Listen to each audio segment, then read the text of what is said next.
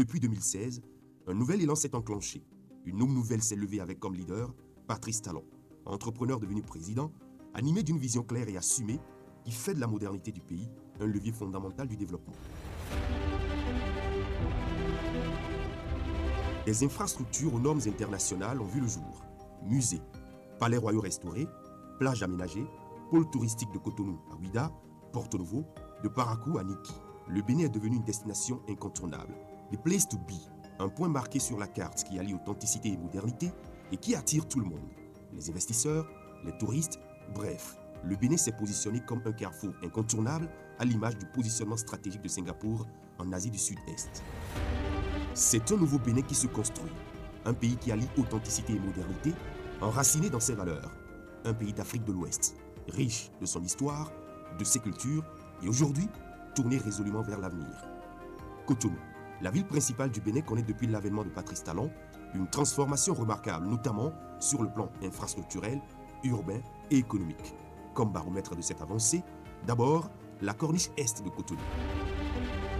Bijou d'ingénierie urbaine de 2,3 km qui relie l'ancien pont à l'hôtel PLM à Lidjo, longeant lagune et océan dans un décor futuriste. Pistes cyclables, voies dédiées aux deux roues, trottoirs paysagers, lampadaires solaires. Pour Patrick, qui est un amoureux de voyage, les transformations en cours à Cotonou sont bien plus qu'un simple chantier urbain. Moi, je visitais Cotonou d'habitude dans mes vacances. J'ai une famille ici, mais il y a de cela 5 ans, j'ai vu une transformation pas possible. Je ne venais plus à cause du boulot, ses consorts. J'ai vu une transformation, j'étais ébahi par les réalisations. J'ai vu Aquapa qui a changé carrément avec une corniche à l'européenne. Pour avoir visité déjà l'Europe, j'ai vu des places assez similaires à des endroits où, en bordure de mer, où tu peux venir t'asseoir et bien réfléchir, avoir de l'air. Mais les réalisations du président Talon montrent sa capacité à pouvoir diriger le pays et la volonté, pas pour lui seul, et à toute son équipe qui veulent le travail bien fait. Je trouve que si vous voyez les réalisations, il y a du sérieux dedans. Ça veut dire qu'il y a du contrôle qui est fait, à part que l'argent sorte, mais les contrôles sont faits également pour qu'on puisse avoir un rendu vraiment tel que voulu sur les plans. Et c'est magnifique en fait. On voit aujourd'hui une ville très belle. Tout à l'heure, on a quitté une ville et on s'est fait le plaisir de dévierger la corniche. Et là, le trafic est bien fluide et je pense que c'est bien pour le développement du Bénin. Je suis ressortissant d'un pays limitrophe du Bénin. Ça fait plus de 25 ans que j'ai mis pied au Bénin. Je suis vraiment très surpris agréablement par la ville de Cotonou que j'ai retrouvée 25 ans plus tard. Très belle, très propre, très bien construite. Surtout comment la corniche a été faite par cet endroit, au point où je me promène en touriste. Très agréablement surpris. Je dis bravo au gouvernement du Bénin. Ma prière est que dans mon pays natal, nous puissions un jour avoir des dirigeants qui soient à la hauteur des autorités béninoises actuelles. C'est ici aussi qu'a vu le jour le tout premier skatepark du pays, symbole d'une jeunesse à qui l'on offre de nouveaux espaces d'expression et de liberté. Franchement, à mon avis, c'est vraiment bien ce travail qu'il a fait. Ça va permettre plutôt aux jeunes de plus se divertir. Ça permet aussi d'avoir encore plus de loisirs. Ça permet aussi de révéler les talents cachés en fait.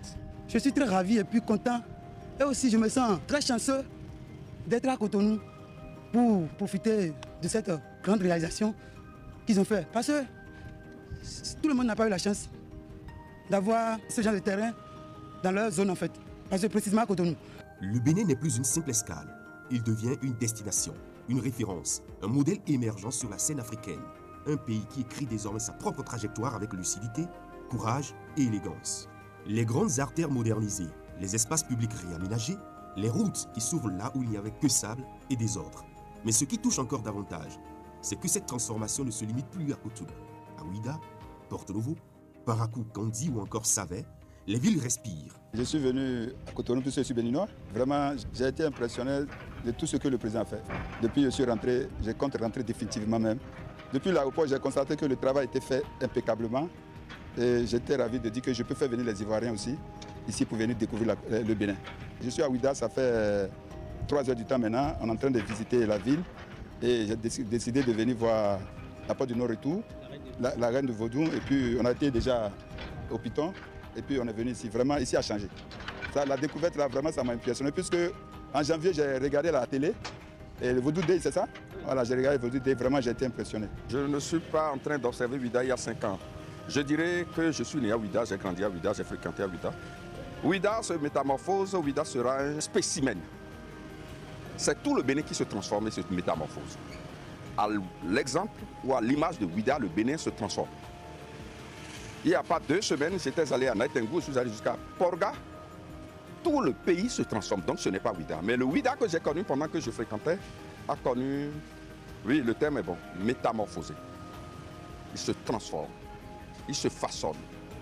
Il va dans le sens positif des choses. Ouida n'est plus l'ancien Ouida. Une dynamique nouvelle est à l'œuvre. Réhabilitation, assainissement, aménagement, éclairage public, mobilité. L'intérieur du pays se redessine.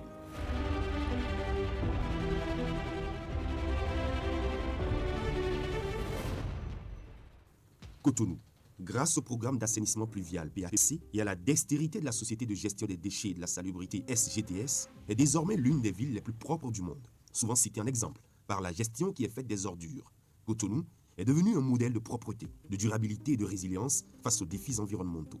À bien des égards, ce pari de transformation rappelle le positionnement stratégique de Singapour, petit territoire devenu une puissance.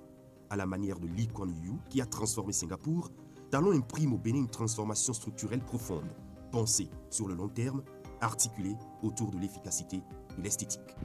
Ça donne envie de rester au pays que de voyager.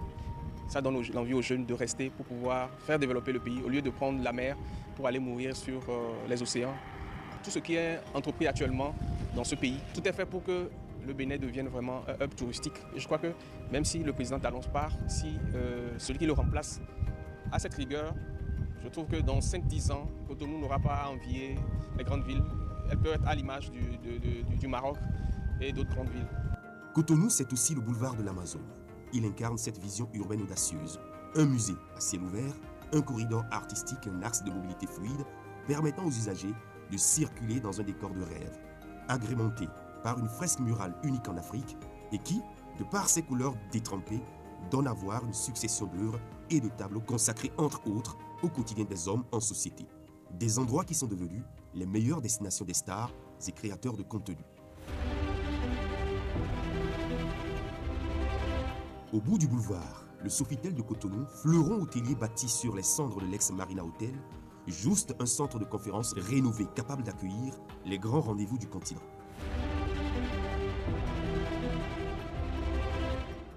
Ce n'est pas seulement une ville, mais un pays tout entier qui se transforme. Les monuments se dressent, la fierté renaît. La statue de l'Amazone, emblème de la bravoure féminine, donne au Bénin une identité visuelle forte, un symbole de résilience et d'avant-garde. Au pied de l'Amazone s'organisent aujourd'hui de grands événements culturels. À Ouida, ancienne cité marquée par l'esclavage et les cultes ancestraux, le passé dialogue désormais avec le futur. Les palais royaux restaurés, les musées réhabilités, les plages aménagées redonnent à la ville tout son rayonnement. Jadis plongée dans l'obscurité et la peur, Ouida est devenue une plaque tournante du tourisme mémoriel et culturel. Les guides n'ont plus de répit, les touristes affluent. Le Bénin devient une destination de mémoire, mais aussi d'expérience. Autrefois, par exemple, quand vous allez dans les couvents où les cérémonies se font, il y a trop de sang qui tue le sacré du sang. Aujourd'hui, le président Patrice Talon a insisté sur un aspect très important dans l'industrie touristique. Hier, j'ai amené des blancs au temple de Python. Le président Talon est allé là et a dit « Dangwekwe est propre ». Je prends cet exemple et je vais mettre de l'argent. Il est en train de mettre de l'argent.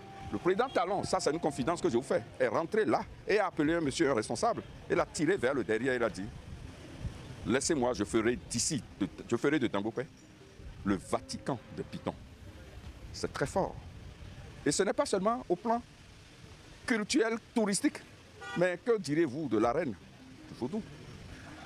Que diriez-vous des investissements, lourds investissements faits à la plage pour retracer les sites de souffrance, de torture, d'esclavage que les peuples africains, surtout ont connu, les déportations? Il a tout matérialisé. Car celui qui ne connaît pas son histoire ne connaît rien de sa vie. Et c'est ça le vrai problème. Ouida est en train de se métamorphoser pour que les Blancs viennent voir ce qu'ils ont voulu faire de Ouida et ils n'ont pas réussi. Et ce que Ouida est en train de devenir pour qu'ils sachent qu'il n'y a pas autre nationalité pour transformer chez nous. Il n'y a que nous-mêmes. Et le président Talon, quand les gens disent qu'il a un don, il n'a pas un don. C'est l'esprit qui était déjà dans la nature et se transformait. C'est un homme d'abord de pureté d'esprit, pureté de cœur. Et il aime le beau. Et quand on dit Bénin révélé, c'est là la révélation. Il faut un esprit fort comme Patrice Talon pour révéler ce qui est là. C'est un peu comme la philosophie hegelienne. C'est au sortir de l'esprit qu'il y a éclosion. C'est lui qui avait cette mission. C'est lui, il fait l'histoire sans savoir qui fait l'histoire. Il trace l'histoire, il écrit l'histoire, il réécrit l'histoire du Bénin pour montrer qu'il y a des gens qui sont capables. Si déjà en 1947, quelqu'un a dit, Emmanuel Mounier, que le Dahomey est le quartier latin de l'Afrique, le latinisme dont il parle est en train d'être matérialisé, d'être concrétisé. Le président Patrice Talon est un élément envoyé par l'esprit pour réaliser quelque chose dans sa vie. Il faut aller au couvent pour voir ce qui se passe. On a mis la chefferie à sa place. Ce sont ces éléments qui constituent, en dehors du coton, ce que nous allons vendre plus cher que le pétrole. Mais la modernisation du Bénin ne s'arrête pas qu'à Cotonou. À l'intérieur du pays, le changement est perceptible aussi. De nouvelles routes bitumées, d'anciennes réfectionnées, des stades communaux dans plus de 30 villes. À Dassazoumé, chef-lieu du département des collines, un chantier d'envergure redessine peu à peu les contours d'une nouvelle ambition. Ici, sur ces terres autrefois peu valorisées, s'élève désormais une cité administrative moderne, pensée pour rapprocher l'État de ses administrés. Au cœur de ce projet structurant, la future préfecture, un édifice imposant de type R+2, déployé sur 4513 m². À ses côtés, 4 directions départementales en bâtiment R+1 s'étendent chacune sur 3735 m², formant un ensemble harmonieux et fonctionnel. Mais l'ambition ne s'arrête pas là. Le site intégrera également la résidence du préfet, 492 m², celle du secrétaire général, 219 m², et un tribunal militaire de type R+2 occupant 4329 m². Quand vous regardez là où nous sommes, pour commencer, la cité administrative, qui est la plus grande des cités administratives du Bénin, est quand même une illustration éloquente. À savoir que la préfecture, les services départementaux, les directions départementales réunies en un seul endroit, cela facilite, n'est-ce pas, les tracasseries aux usagers. Et dans le même temps, nous sommes en face d'un milieu aménagé où le confort qu'il faut pour travailler dans des conditions optimales est vraiment réuni. Et c'est important de le souligner. C'est bien plus qu'un chantier, c'est un projet structurant qui symbolise l'engagement fort du gouvernement à doter l'administration locale d'un cadre digne et accessible aux citoyens. Du côté de la population, la fierté est palpable. Pour Aladia Malika et M. Ota, habitants de longue date, ces bâtiments en construction sont bien plus que du béton. Ils incarnent une reconnaissance. La commune est restée telle qu'elle est. Mais depuis que le chef de l'État est arrivé, moi je peux dire que ça a changé. Regardez notre réserve administrative à Togon. Si vous allez là, vous allez dire c'est Petit Paris. Il nous a fait ça pour nous marquer à Dassa, pour nous donner de bons souvenirs à Dassa. Ils quittent là, vous allez à l'hôpital. Ils nous ont modifié notre maternité et tout est propre. Et troisième chose, avant on se réveillait à 2h du matin pour aller puiser l'eau. Mais aujourd'hui, même si tu es dans ta chambre, tu ouvres, tu as l'eau. Vraiment, nous prions pour lui. Tous les jours que les femmes rentrent pour se laver là, on va toujours prier pour lui. Aujourd'hui, à Dassazoumé, là, il est venu au pouvoir et nous, on n'a plus de problème de coupure électrique publique. C'est bizarre, tout le quartier, c'est-à-dire là où il y a le lotissement là. Il y a passage, il y a ouverture de voies, il y a implantation des poteaux électriques. Et aujourd'hui, quand on va parler du côté Aïdero, qui vivait dans l'obscurité il y a des décennies, là, si vous rentrez, c'est comme à Paris. La nuit là, c'est joli à voir. Dassazoumé s'apprête ainsi à devenir l'un des pôles administratifs les plus modernes du centre du Bénin. Une cité administrative qui, au-delà des bâtiments, incarne une vision, celle d'une administration plus proche, plus efficace, plus humaine. Et pendant que les murs s'élèvent, c'est tout un département qui reprend confiance. Dans chaque coup de truelle, c'est l'avenir des collines qui s'écrit. À Glazoué, toujours dans le département des collines, l'ouverture du tout nouveau marché régional suscite un réel engouement. Ce projet d'envergure apporte un soulagement palpable aux commerçants, aux usagers et aux riverains qui découvrent désormais un espace moderne. Pour les commerçants, longtemps confrontés à des conditions de travail précaires, ce marché représente un tournant majeur. Ils se réjouissent de disposer enfin d'un cadre professionnel digne, capable d'attirer une clientèle plus nombreuse et variée. C'est organisé de telle sorte que nous avons des sociétés qui s'occupent de l'entretien et des sociétés qui s'occupent de la sécurité. Franchement, ça nous va vraiment droit au cœur. Nous sommes très heureux, tout le monde est heureux parce que le calvaire est terminé. Il y a de l'espace pour tout le monde. Vous avez vu le marché régional de Glasgow, qui est un marché très important dans la sous-région. Et ce marché qui a été réalisé à coups de milliards, bien entendu avec la contribution de l'État et les partenaires au développement. C'est un marché moderne qui attire déjà beaucoup de monde, confie une vendeuse enthousiaste. Pensé comme un levier de développement local, ce marché régional vise à stimuler l'économie du département des Collines. Il se positionne désormais comme un véritable carrefour commercial, propice à la valorisation des produits locaux et à l'essor des échanges. Avec l'ouverture de ce marché, Glasgow confirme son ambition de devenir un pôle économique stratégique dans le centre du Bénin. Sur le plan culturel, Patrice Talon a encore frappé fort dans la commune de Niki. Niki, bastion de la royauté Batonou, entre avec éclat dans une nouvelle ère, une ère de grandeur assumée et de modernité affirmée, portée par la vision audacieuse du chef de l'État, résolument attaché à l'identité profonde du Bénin. Symbole le plus éclatant de cette métamorphose, le nouveau palais royal. Érigé sur plus de 50 000 mètres carrés et évalué à près de 5 milliards de francs CFA, il s'impose comme l'un des joyaux architecturaux les plus emblématiques du Septentrion. Plus qu'un édifice, ce palais monumental est une déclaration de foi, celle d'un pouvoir politique qui croit aux racines, à la mémoire et à la fierté des peuples. Là où nous sommes, ça crève l'œil. Tout le monde a vu. Même les aveugles ont vu. Les sourds ont entendu. Les gens se déplacent du Nigeria pour venir visiter le palais. Il faut remercier le chef de l'État. Au cœur de ce complexe majestueux trône une arène ultramoderne de 3500 places entièrement couverte. C'est ici que la Gani, grande fête identitaire des peuples de Niki, trouve désormais un cadre digne de sa ferveur et de son rayonnement. Chaque année, entre danse traditionnelle et musique Batonou, la cité retrouve ses fastes et sa puissance symbolique. Le site, pensé comme une ville dans la ville, comprend également des appartements pour le roi, 2 châteaux d'eau, une mosquée moderne et une zone résidentielle dédiée à la cour impériale. Dans les rues de Niki, l'émotion est palpable. Fierté, gratitude, renaissance. Les mots reviennent dans les témoignages de citoyens qui voient dans ce palais le symbole d'un honneur restauré et d'une identité réaffirmée. Ce qu'on nous voit aujourd'hui, on est dans la journée, dans la nuit, on ne sait plus. Tout est clair, c'est un miracle. Même si tu viens à la Gani, non, tu dirais que c'est pas Niki. Avec ce palais, le passé glorieux du royaume de Niki se relie à un avenir de prestige et de rayonnement. Une passerelle majestueuse entre tradition et modernité, entre autorité culturelle et vision politique. Niki ne regarde plus en arrière. Elle avance, tête haute, portée par l'héritage de ses rois et les ambitions d'un État qui investit dans la dignité des siens. Sous la gouvernance du président Patrice Talon, le Bénin opère un retour spectaculaire sur la scène culturelle et touristique mondiale. D'un pays souvent perçu comme discret, il est devenu une terre d'inspiration, de mémoire et de découverte, portée par une vision claire, réconcilier identité, histoire et développement. La restitution des trésors royaux, la rénovation des palais et musées, la création d'infrastructures culturelles modernes, les investissements massifs dans les sites touristiques, sans oublier la mise en valeur des fêtes traditionnelles et des expressions artistiques contemporaines, tout concourt à redonner au Bénin son éclat patrimonial et sa place dans le concert des nations attractives. Mais au-delà des symboles, c'est une économie culturelle et touristique durable qui se construit. De nouveaux circuits touristiques voient le jour. Les festivals renaissent avec fierté. Les acteurs locaux sont valorisés et les regards du monde se tournent vers le Bénin, pays de culture vivante et d'hospitalité renouvelée. Avec Patrice Talon, le Bénin ne se contente plus de préserver son histoire. Il la projette, il la partage et il en fait un levier de rayonnement, de cohésion et de prospérité. Une attractivité retrouvée, enracinée dans l'authenticité, propulsée par une ambition assumée.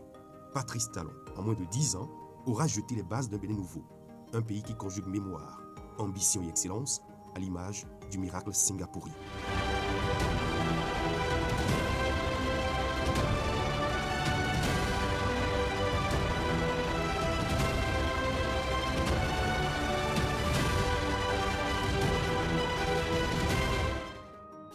Terminus, nous redescendons dans ce plateau. Merci d'avoir suivi, mesdames et messieurs, ce film documentaire intitulé Bénin, une attractivité repensée, tourisme, culture et grand projet.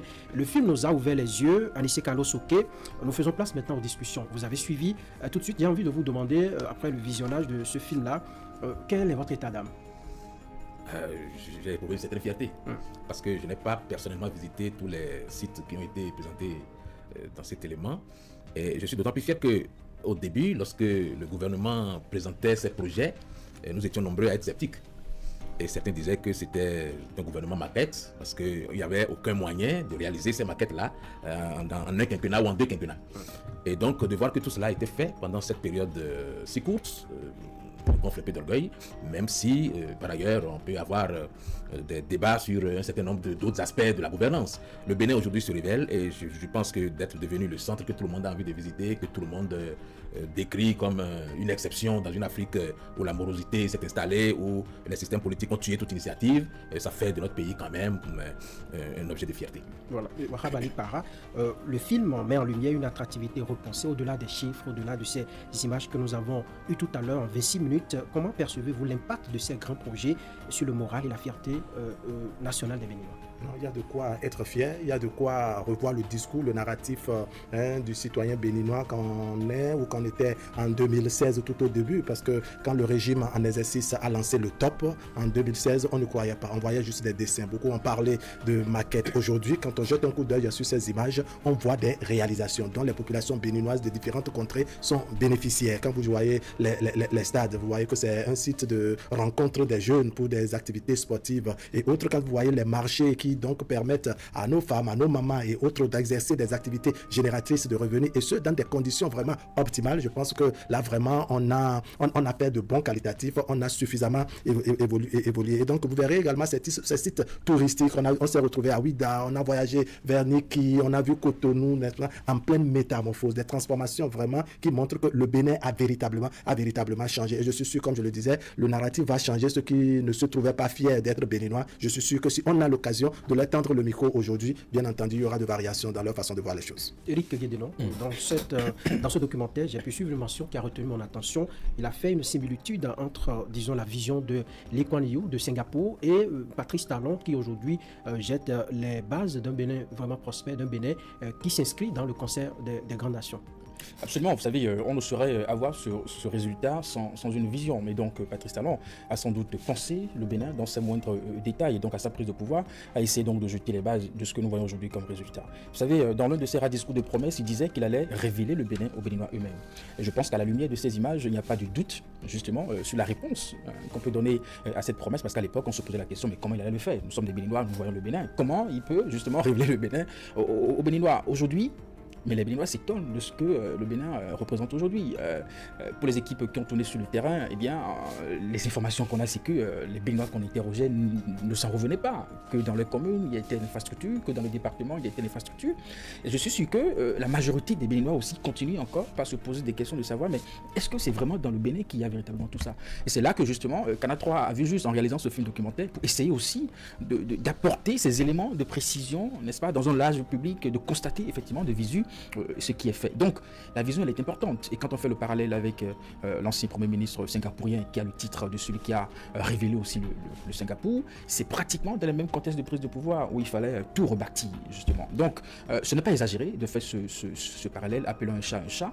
Aujourd'hui nous avons des résultats justement qui fait que le Bénin est un pays attractif qu'on n'avait pas par le passé, et quand on dit une attractivité repensée, retrouvée, la conséquence direct c'est une fierté retrouvée, parce que je dis il n'y a pas une fierté à avoir dans un pays qui est sale, jonché d'ordures, des voies impraticables un peu partout. Vous et moi, on a fait le Nord, quand on venait à Cotonou pour nos vacances, on ne pouvait pas aller à Fidjousset parce qu'il n'y a pas de voies, les ordures sont partout, on construit n'importe où, n'importe comment, et donc on a retravaillé tout ça, et le résultat est là. Et voilà. Eh bien, cet assemblage de typologie, tourisme, culture et grands projets initiés est selon vous le modèle économique le plus pertinent aujourd'hui pour assurer un développement durable et inclusif dans un contexte comme le nôtre? Je dirais plutôt que c'est un assemblage pragmatique. Et c'est dans cela que la comparaison avec Lee Kuan Yew est d'une grande pertinence. Parce que à Singapour, comme à Cotonou, il a fallu prendre les taureaux par les cornes, avoir une vision très concrète, et pour traduire cette vision dans les faits, installer, on va dire, un peu les bases comportementales des hommes. Et nous avions des comportements qui nous empêchaient d'avancer. Et nous-mêmes, nous faisions par moments des manifestations qui nous bloquaient dans l'évolution de notre pays, en faisant des grèves par-ci, des débrayages par-là. Et la politique aérienne avait atteint un niveau qui nuisait carrément au développement du pays. Et comme à Singapour, Patrice Talon a cru devoir revoir un peu le format de la démocratie, et non plus en la laissant dans la forme intacte où les Européens nous l'ont enseigné, mais en y apportant un certain nombre de restrictions pour que, de façon pragmatique, on puisse atteindre des résultats. Bon. Vous voulez dire, Anissé, que l'état d'esprit des Béninois a véritablement changé aujourd'hui? À ça, je pense qu'on n'a pas besoin de passer de maison en maison pour dire aux gens de voir ce qu'il y a autour d'eux. Chacun observe. Et au moment où Lee Kuan Yew faisait la même chose, il y en a qui le traitaient de despote. Il y en a qui, dans son pays même, faisaient tout pour que le monde entier le voit comme oui, ça me rappelle un commentaire que j'ai lu sur la page Facebook de Canal 3, un internaute qui disait « Les deux peuples ne se ressemblent pas, nous avons des peuples travailleurs là-bas à Singapour, ici, ça nous reste beaucoup à faire. » C'est vrai cela? Mais il faut partir de quelque part. Aujourd'hui, ce que Patrice Talon obtient comme résultat, il ne l'obtient pas en restant tout seul dans sa chambre ou dans son bureau. Absolument. Ce sont des Béninois qui travaillent. Donc, quelque part, nous sommes mis au travail et un peu plus sérieusement. Lorsque les enfants vont au baccalauréat et sont admis à plus de 73%, ce n'est pas parce qu'il y a, comment dire, un favoritisme à ce niveau. C'est parce qu'on s'est mis au travail sérieusement en faisant en sorte de ne plus connaître tous les débrayages, tous les freins que nous avions par le passé. Donc, tout ce que nous observons aujourd'hui, c'est nous-mêmes, en fait, qui le construisons au quotidien, mais c'est qu'il y a une sorte de contrainte qui nous évite de nous disperser, comme par le passé. Vous voyez, nous sommes à quelques encablures des élections présidentielles et pourtant, le pays est toujours au travail. Vous voyez, voilà les choses qui font la différence par rapport à ce que nous avions. On peut le regretter en disant, bon, avant on était libre, on s'amusait bien, mais... À pareil moment, ça circulait. Oui, bon, on ne peut pas s'amuser tout le temps, surtout quand on est dans un pays où tout est à construire. Et c'est en cela que je parle de pragmatisme, parce que Patrice Talon a fixé un but. Il tend vers ce but à la fin de son second quinquennat et il n'a pas besoin de faire la publicité autour, ça se voit, c'est clair que quelque part le Bénin a fait un bond très qualitatif. C'est exact et ces réalisations, Wahab Ali Para, sont impressionnantes. Quelles sont, selon vous, alors, les conditions essentielles pour garantir la pérennité de ces investissements et faire en sorte que cela profite plus durablement au développement et surtout à la population? Il s'agira de prendre juste conscience de comment nous avons obtenu ces réalisations. Il y a que la beauté est partout, du nord au sud, de l'est à l'ouest, et que, comme l'a dit Anissé Carlos, c'est le fruit, n'est-ce pas, c'est l'époque collective. Le président Patrice Talon lui-même le reconnaît. C'est vrai que c'est sous son régime qu'on a obtenu toutes ces réalisations, qu'on a atteint ces objectifs, mais il y a que ce sont les citoyens béninois, ce qui fait que vous verrez que d'abord les grosses gueules, ceux qui se plaignent de part et d'autre, sont installés dans les zones qui ont été plus bénéficiaires des réalisations du président Patrice Talon. Les autres qui... C'est fait à dessein à votre avis? Bon, je ne dirais pas les choses ainsi parce que le Bénin c'est pour tout le monde. On ne va pas faire le choix pour dire écoutez, ciblez-moi les quartiers qui sont habités par ceux qui ne partagent pas la même vision que moi et là nous irons faire des réalisations. Alors pour poursuivre dans mon développement et répondre donc à la question de savoir comment on va faire pour pérenniser tout cela, c'est de voir dans quelles conditions nous avons obtenu cela. Il y a que Patrice Talon a fermé certains canaux et a tracé une canalisation que beaucoup suivent et ça a permis à ce que les choses ne puissent pas se disperser. On a travaillé sur le mental des Béninois. C'était perçu comme une forme de passage en force au début, mais malgré ça, on a fini par obtenir le résultat. Si on estime dans notre conscience que vraiment on nous a un peu brutalisé pour obtenir ces résultats, à nous donc de dire, mais quand même, c'est notre bénéfice parce que nous avons souffert pour l'avoir. Dans l'éducation familiale qu'on nous donne, on dit d'ordinaire, quand tu as travaillé à la sueur de ton propre fond pour avoir l'argent, il y a que tu fais une dépense judicieuse. Et donc, tu ne fais pas, tu ne détruis pas ce que tu as obtenu au prix de ta souffrance. Et quand tu l'obtiens gratuitement, n'est-ce pas que bon, tu peux en faire un peu du désordre. Donc, il faut pour vous résumer, c'est un héritage à défendre à tout prix. Carlos Oké, dites-nous, mais en tant qu'observateur de tout cela, quelle est la clé de voûte, à votre avis, de la gouvernance qui a permis une telle accélération des projets? Parce qu'on n'a pas vu pose de première pierre, on n'a pas vu des visites intempestives comme par le passé, et pourtant c'est là, c'est réel, et on peut toucher du doigt les résultats en 10 ans. D'abord c'est la vision, et ensuite le pragmatisme encore une fois. Patrice Talon ne travaille pas pour obtenir au fur et à mesure des gains politiques. Je l'avais dit plusieurs fois sur des émissions, il se fiche à la limite de pertes qu'il subit, de pertes politiques qu'il peut subir dans les actions qu'il pose. Il savait où il allait, et aujourd'hui tout le monde constate que nous avons fait du chemin, et que même si nous continuons de grogner, il y a dans la vie de chaque Béninois aujourd'hui une certaine qualité que le monde entier reconnaît. Le Bénin est devenu fréquentable parce que nous avons des infrastructures qui accueillent, parce que nous avons un paysage qui se prête au tourisme. Nous avons un tourisme animalier qui est devenu compliqué comme dans tous les autres pays de la sous-région, et on a trouvé la solution palliative en créant un tourisme culturel et même un tourisme mémoriel. Vous voyez qu'il y a des stars américaines qui viennent aujourd'hui dans notre pays. Ça n'était pas possible il y a quelques années. Les gens se seraient ennuyés et ils seraient repartis le même jour en découvrant que le paysage est mal accueillant. Aujourd'hui, les gens viennent, ils sont contents, il y a des sites à visiter, il y a des endroits où aller s'amuser, et ça compte énormément. Jusqu'à présent, ce sont les étrangers qui parlent le mieux de notre pays et de cette transformation. Et c'est pour ça qu'il était utile pour nous aussi de prendre le temps de nous arrêter pour voir le chemin que nous avons parcouru, pour voir tout ce qui a été fait depuis 2016, tous ensemble, comme le dit Patrice Talon, et de savoir si nous avons envie de continuer ou pas. Parce que, voyez-vous, il y a quelque temps, il y a un certain nombre de stations de radio ou de télévision qui faisaient une sorte de Bénin bashing. C'est-à-dire que tout ce qu'on retenait du Bénin, c'était que c'était un pays où la démocratie était mise à mal, tout simplement. Et il n'y avait pas de compensation à ça, il n'y avait pas d'équilibre qui permettait de savoir que, parce que, cette démocratie est mise à mal, il y a quelque part une raison à cela. Parce que Talon est allé en France et tout le monde l'a entendu dire, pour moi, la démocratie, ce n'est pas de copier exactement ce que vous faites ici. Parce que pour aller là où nous allons, nous ne pouvons pas continuer de faire exactement ce que vous faites ici. Le monde entier a considéré que c'était quelque chose... C'est dramatique d'entendre les présidents dire ces choses-là. Mais, à la différence de certains chefs d'État, Patrice Talon dit les choses comme il les pense. Et même quand on lui reproche de les dire, parce qu'un chef d'État ne dit pas tout. Et lui, il dit les choses comme il les sent. Et nous voyons aujourd'hui qu'il savait exactement où il allait. Il savait exactement où il nous menait. Et à la limite, je pense que nous sommes tous un peu surpris de là où nous sommes arrivés parce que nous ne nous y attendions pas beaucoup. Et c'est ça qui fait un peu le charme de cette gouvernance où il n'y avait jusqu'à présent ni pose de première pierre, ni inauguration tonitruante, ni messe et kermesse autour de réalisation. Et ça, je pense que c'est aussi une forme qui a apporté à la gouvernance publique et qui peut-être peut nous servir de modèle pour la communauté.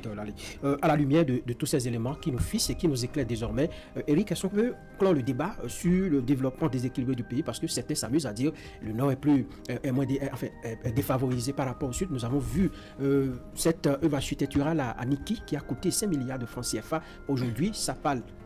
L'œuvre parle d'elle-même et le débat ne devrait plus en principe exister. Absolument, je pense que ce soir, à travers ces images, nous apportons la preuve de ce qui se fait à Cotonou se remarque aisément. À Porte-Novo, nous avons réalisé aussi un magazine pour voir comment Porte-Novo aujourd'hui se porte en termes d'image et d'infrastructure.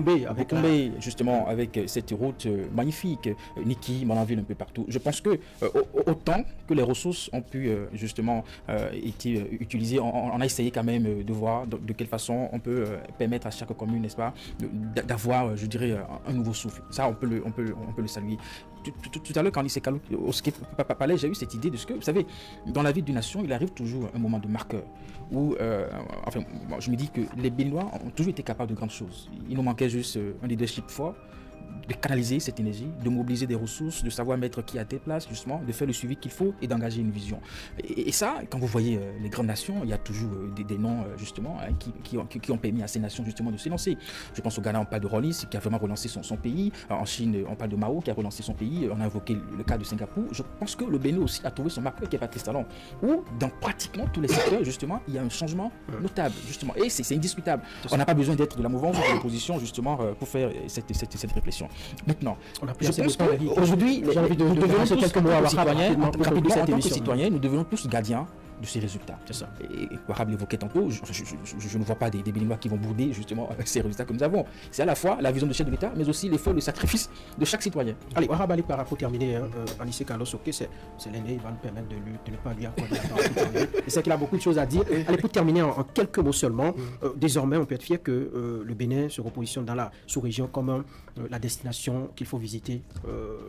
Absolument. C'est la destination déjà visitée et en cours de visitation parce que ça se poursuit, ça a bien démarré et cela se poursuit. La nostalgie qu'on a sur le style de gouvernance d'avant et autres, c'est légitime. C'est sûr que même le président Talon lui-même est nostalgique de comment les choses se faisaient. Mais est-ce que cette façon de faire nous permettait d'obtenir les résultats qu'il faut? Donc à un moment donné, vraiment, il fallait réellement corser les choses et obtenir les résultats que nous avons. Je vous fais une petite confidence. Pour ceux qui d'ordinaire braillent sur les réalisations et autres, qui se posent la question de savoir est-ce que c'est ça nous mangeons ou est-ce que c'est ce que nous allons manger, ils reconnaissent que bon, c'est toujours intéressant. Mais bon, il faut ouvrir un peu. Vous voyez, donc c'est cette ouverture qu'on souhaite. Je crois que c'est aussi même l'opposition au régime actuel allait souhaiter que les choses soient beaucoup plus élastiques avec le président Talon en termes de gouvernance. Voilà. Rapidement, vous savez. Je sais que vous avez beaucoup de choses à dire. Mais ce n'est pas. Mais c'est quoi, Eric, pour finir rapidement, ce que l'attractivité apporte en réalité, c'est peut-être déjà ce que nous constatons et que nous allons constater davantage peut-être d'ici 2 ans, 3 ans. Quand dans le film documentaire, on voit un Koffi Olomide qui vient tourner un clip à Cotonou,